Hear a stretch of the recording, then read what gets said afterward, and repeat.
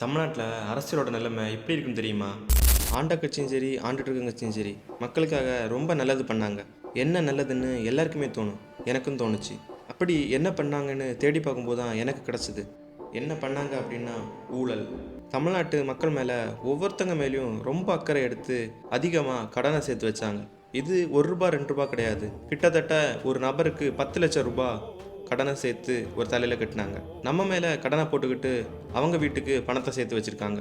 அந்த பணம் தான் ஒவ்வொரு வீட்டுக்கும் ஓட்டுக்காக தேடி வரும். எப்படியெல்லாம் பணம் சம்பாதிச்சாங்கன்னு உங்களுக்கு சொல்ல வேண்டிய அவசியம் கிடையாது. ஏன்னா எல்லாருக்குமே தெரியும்.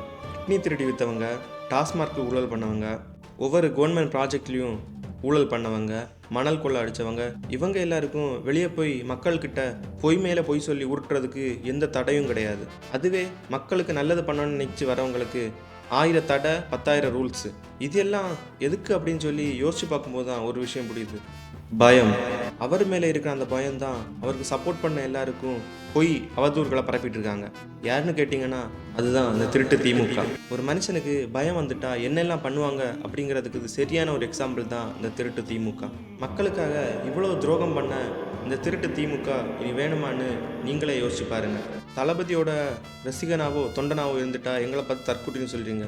ஆமாம், நாங்கள் தற்கூரி தான். அரசியல்னா என்னென்னு தெரியாமல் இவ்வளோ நாள் நீங்கள் பண்ண ஊழல் எதுன்னு தெரியாமல் இருந்தும் இல்லை, நாங்கள் தற்கூரி தான். ஆனால் இனி அப்படி கிடையாது. மக்களுக்காக அரசியலுக்கு வந்த தளபதிக்காக நாங்கள் என்னவும் பண்ணுவோம். இது வேற விஜயோட ரசிகனாதானே பார்த்தீங்க. இந்த எலெக்ஷனில் தளபதி தொண்டனா பார்ப்பீங்க. ஓட் பார்ட்டிக்கு